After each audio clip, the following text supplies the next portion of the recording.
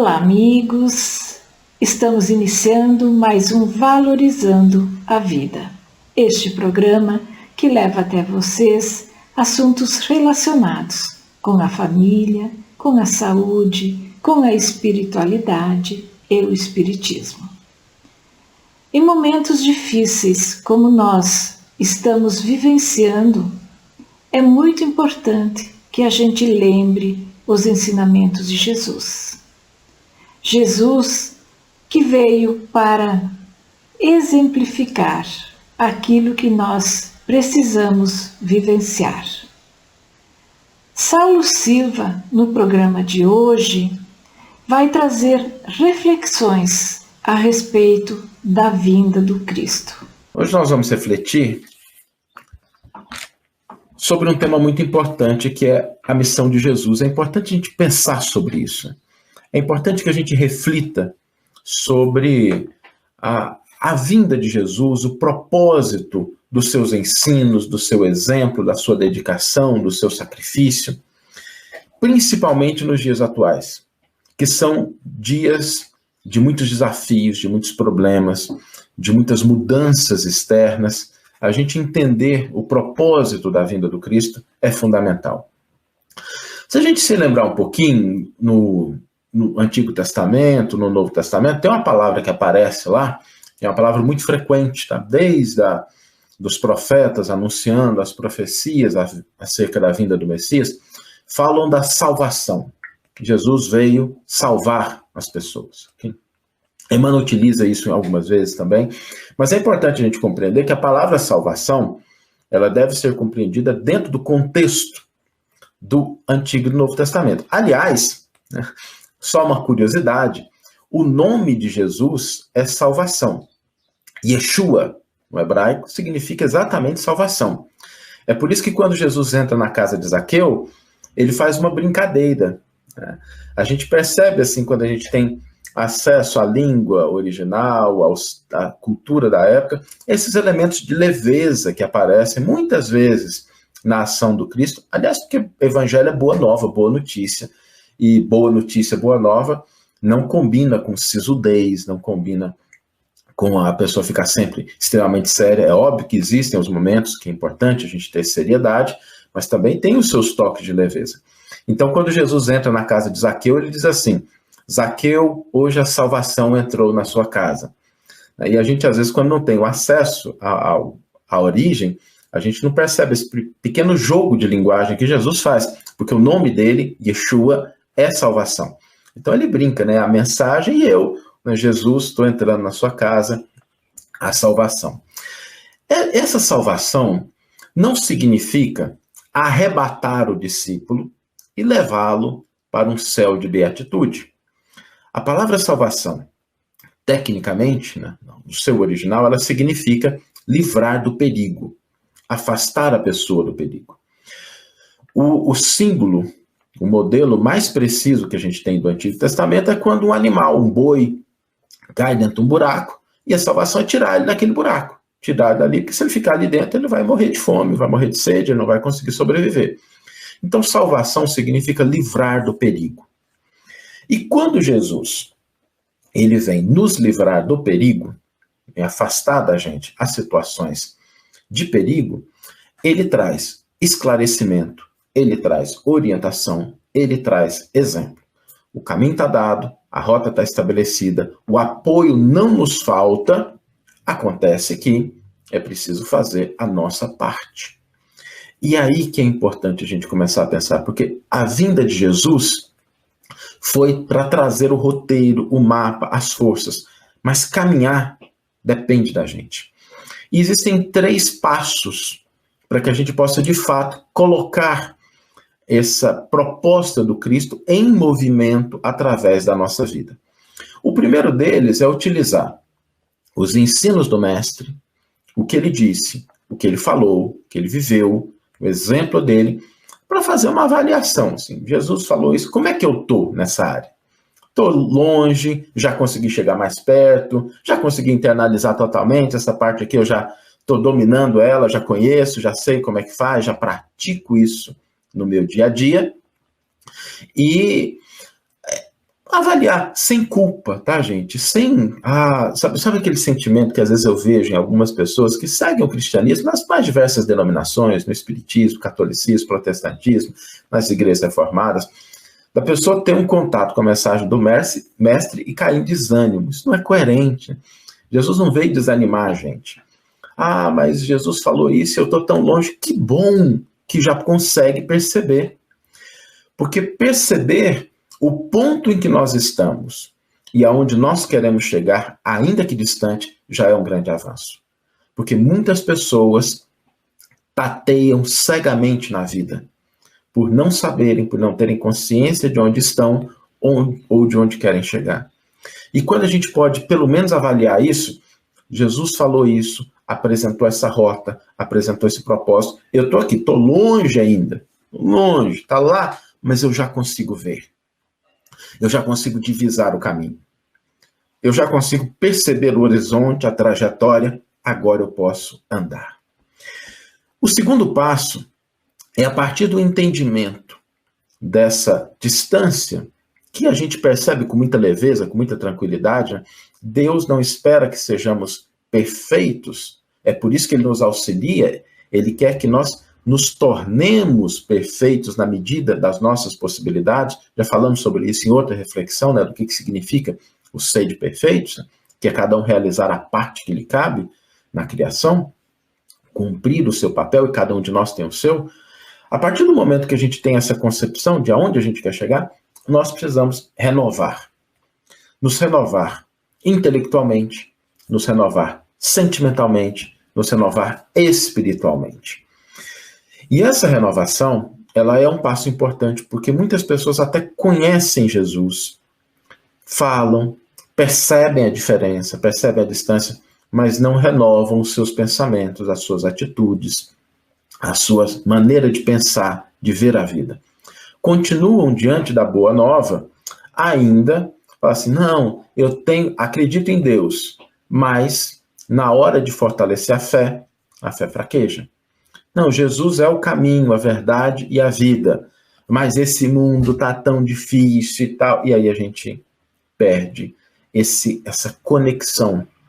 Às vezes a gente fica só na parte intelectual, mas não basta que a gente entenda intelectualmente a mensagem do Mestre, se a gente não for capaz de trazê-la também para o nosso sentimento, para o nosso coração, e a gente sentir verdadeiramente a mensagem de Jesus.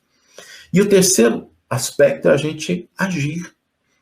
Não adianta a gente perceber a distância, se renovar, falar assim, não, olha, eu tenho forças, vou caminhar, mas a gente não dá os primeiros passos. A gente não caminhar na direção daquilo que o Evangelho nos propõe.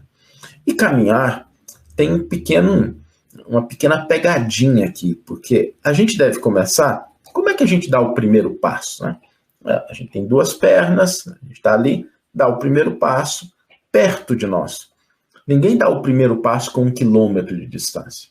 Ninguém dá o primeiro passo fazendo o outro andar por ele.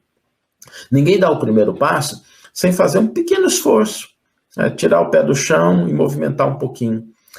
E quando a gente olha essa analogia, a gente lembra do seguinte, quando a gente se propõe a movimentar aquilo que nós recebemos do Evangelho, nós devemos olhar para onde a gente consegue pisar, onde a gente consegue interferir, onde a gente consegue produzir algum efeito. Porque não adianta nada a gente querer que aconteça alguma coisa naquilo que foge à nossa ação, naquilo que está longe da nossa intervenção. Então, comecemos por aquilo que está mais próximo, no equilíbrio do nosso mundo íntimo, no cuidado das coisas dentro de casa, com as pessoas que estão em volta de nós. Comecemos por aí, porque as outras coisas, às vezes, estão completamente fora do nosso alcance. E a gente, às vezes, desperdiça muito tempo preocupando com coisas que são importantes, afetam a nossa vida, mas que não estão relacionadas à nossa possibilidade de intervenção. É mais ou menos assim, choveu, gente, choveu, não dá para brigar com São Pedro, não tem um telefone no céu para você reclamar, olha, estava pensando em sair, aí caiu a sua chuva. Não, Choveu, pega um guarda-chuva. Fez frio, bota uma blusa. Não dá para a gente controlar o tempo. O tempo é um exemplo extremo, mas quantas coisas nos cercam a vida que a gente não tem controle sobre ela, a gente não pode determinar o que acontece. Agora, tem algo que a gente pode fazer. Se está fazendo calor, a gente pode passar um protetor solar. Se está fazendo frio, a gente pode colocar uma blusa de frio. Se está chovendo, a gente leva um guarda-chuva. O que eu posso fazer? Onde está o meu campo de ação? Não significa que a gente não deva pensar, mas desperdiçar o tempo simplesmente analisando questões que fogem à nossa capacidade, à nossa intervenção naquele momento, às vezes a gente olha para o frio, fica reclamando do frio, não põe a blusa, sai no frio assim mesmo, fica doente por conta de uma atitude que a gente poderia ter de cuidado, de zelo, e que a gente não teve. A verdade é que quando Jesus vem ao mundo, ele vem trazer uma série de coisas, mas nós precisamos sempre pensar nesses 3 aspectos para que a gente não caia em concepções limitadas. Jesus não veio fortalecer a nossa fé para que a gente se furtasse à luta, para que a gente caísse no pessimismo. Algumas pessoas olham para o ambiente da atualidade que é desafiador, que tem seus problemas. A gente não pode ser ingênuo. Só que, gente, o trabalho é esse. O trabalho é esse. Jesus conta com as nossas mãos para que no ponto em que nós estamos, aonde nós nos encontremos, nós possamos colocar em prática os seus ensinos e os seus exemplos, fazendo brilhar a luz aonde a gente está. A construção do reino dos céus não prescinde de nenhum tijolinho. Precisa de todos os tijolinhos. E um desses tijolinhos é nosso. É o nosso que a gente tem que ir ali colocar. Jesus não trouxe o seu conhecimento para que a gente não o aplicasse no próprio caminho. É para que a gente, quando a gente tiver o contato com a mensagem do Evangelho, a gente aplicar isso na nossa vida. E, sobretudo, Jesus não nos confere o auxílio, a orientação, a sua presença, para que a gente fuja e se afaste daqueles que estão necessitando de auxílio, de orientação, para que a gente se afaste do trabalho.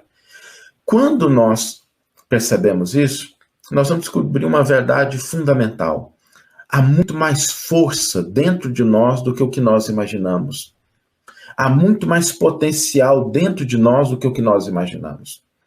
Jesus não veio ao mundo simplesmente para lidar com as pessoas sem capacidade, sem potencial. Não. Ele veio nos lembrar do potencial, da possibilidade, da nossa condição de filhos de Deus. Passamos por dificuldades? Passamos. A gente é filho de Deus, a gente vai enfrentar e a gente vai superar. Quantas dificuldades a gente já não superou na vida, na nossa história como humanidade, quantos problemas a gente não passou? Por que esse vai acabar com a nossa vida, vai acabar com a nossa esperança? Não.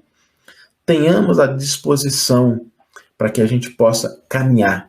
E lembremos sempre que não falta misericórdia. Não falta misericórdia do alto. Deus não esgotou os seus celeiros de misericórdia. Muitas vezes, nós fechamos a porta do nosso coração, do nosso entendimento, da nossa mente, quando a gente cede espaço para o pessimismo, para o desânimo, para o desamor, aí a gente fecha a porta. Deus respeita, mas não falta recurso por parte da divindade. Para que a gente possa entender a missão de Jesus, lembremos, Jesus veio edificar o reino dos céus no mundo. E o trabalho continua. Ele não desistiu, está aí até hoje, operando. E ele conta com as nossas mãos, com o nosso coração e com a nossa mente. Para que a gente possa, fazendo a nossa parte, estabelecer a luz dentro de nós.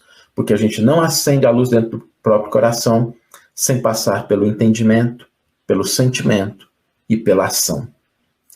Vamos ler agora a íntegra do versículo e do comentário que inspiraram a nossa reflexão de hoje. O versículo está na carta de Paulo aos Romanos, é um versículo muito bonito. Aliás, a carta de Paulo aos Romanos, o Emmanuel diz que essa carta é o resumo do Evangelho. Então, se a gente quiser, ele brinca, né, com essa parte, porque Paulo escreve a uma comunidade que ele não conhece, que ele não fundou, a comunidade de Roma não foi fundada por Paulo, então ele faz um esforço muito grande para realmente condensar o que ele teve de experiências, o que ele conhece, e a carta é uma carta belíssima. Emmanuel intitula o comentário a Romanos 15:1 como voz entretanto, e o versículo nos diz: nós, os fortes, devemos carregar as fragilidades dos fracos e não buscar a nossa própria satisfação. E Emmanuel intitula o comentário voz entretanto. Com que objetivo adquire o homem a noção justa da confiança em Deus? Para furtar-se à luta e viver aguardando o céu? Semelhante atitude não seria compreensível. O discípulo alcança a luz do conhecimento a fim de aplicá-la ao próprio caminho. Concedeu-lhe Jesus um traço do céu para que o desenvolva e estenda através da terra em que pisa.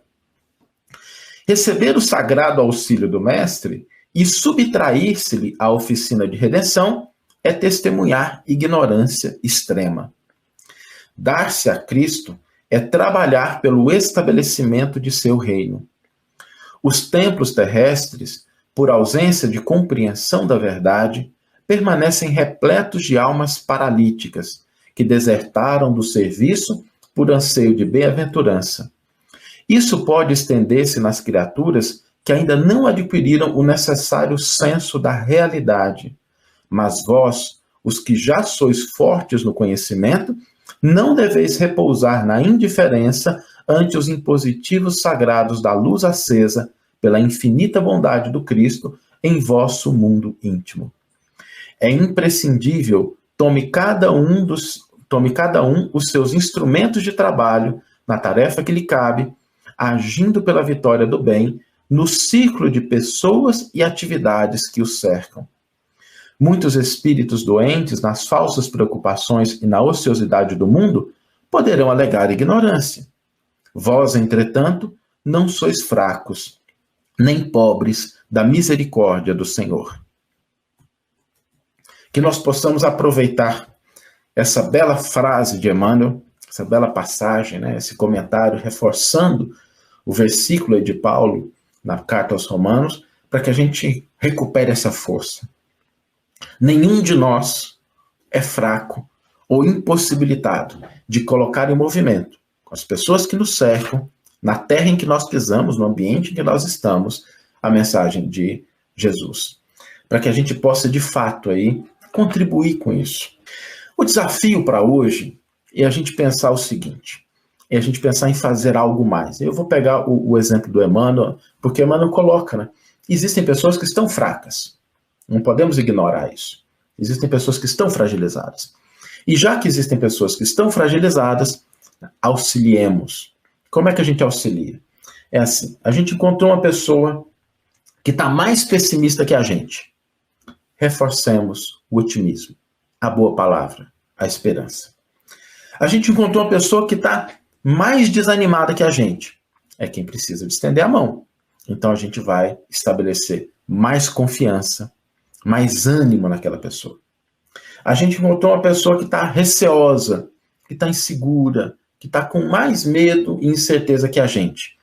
A gente vai acrescentar um pouquinho mais de fé. Não é preciso muita coisa, gente. A gente precisa, eu tenho que dar manifestações extraordinárias de fé e de confiança. Não. A gente precisa oferecer algo a mais que nós já temos para aqueles que ainda estão numa posição que estão inferiores, que não conseguem ainda estabelecer aquele nível de fé, de confiança, de otimismo. Ah, Saulo, mas aí pode surgir uma objeção, né? Mas e se eu olhar em volta e eu for a pessoa mais desanimada, mais sem fé, mais receosa? Aí tem um segredinho.